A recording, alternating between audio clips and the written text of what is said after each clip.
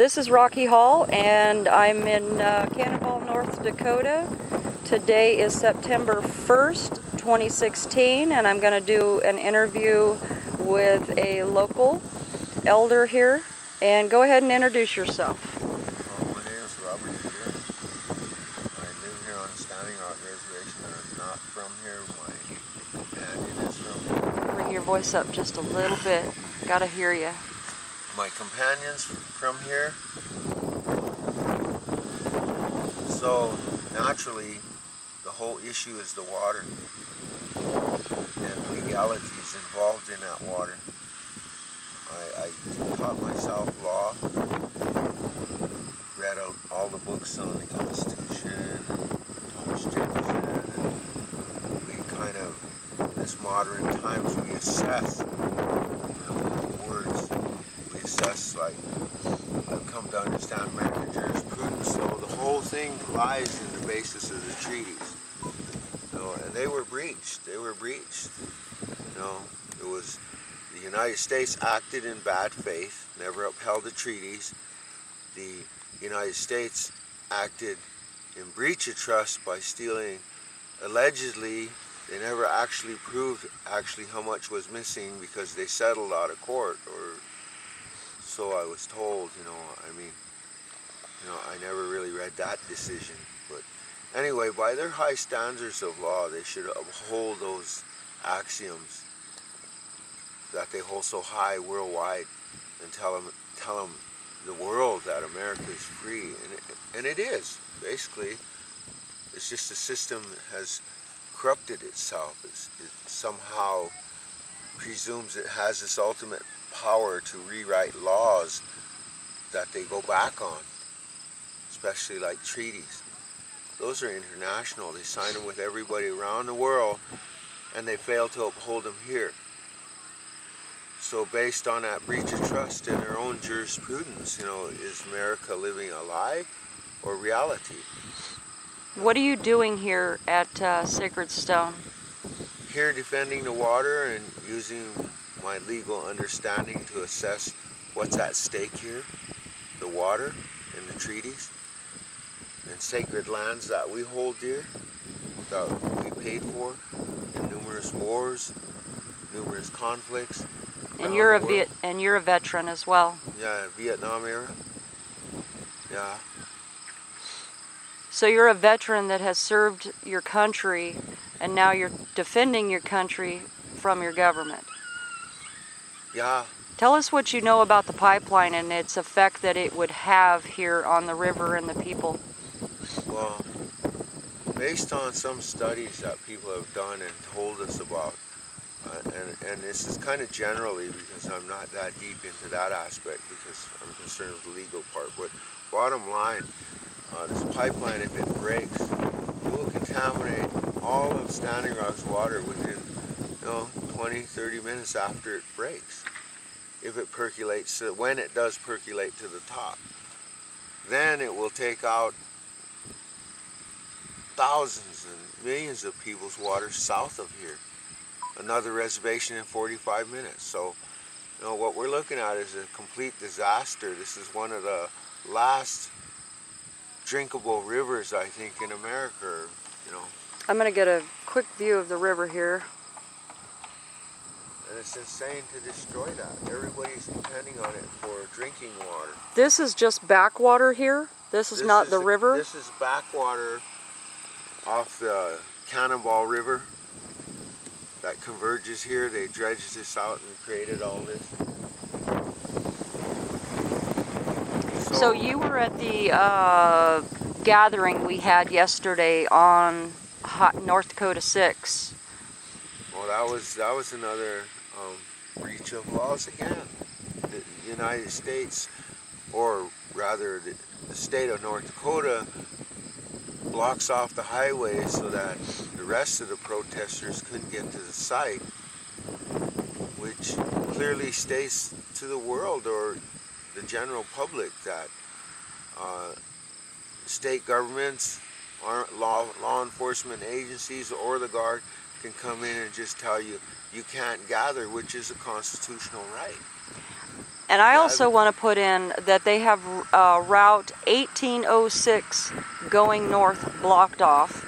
And then yesterday they had Route 6 blocked off in both directions, north and south. So truckers couldn't get through, people going to work couldn't get through, teachers. People could not get to work, they couldn't go through. I do not know when they lifted the blockade yesterday, but now they've blocked off 2 ways into Mandan, and I just wanted to throw that in there. I'm sorry. Go ahead. And that's actually the whole bottom line.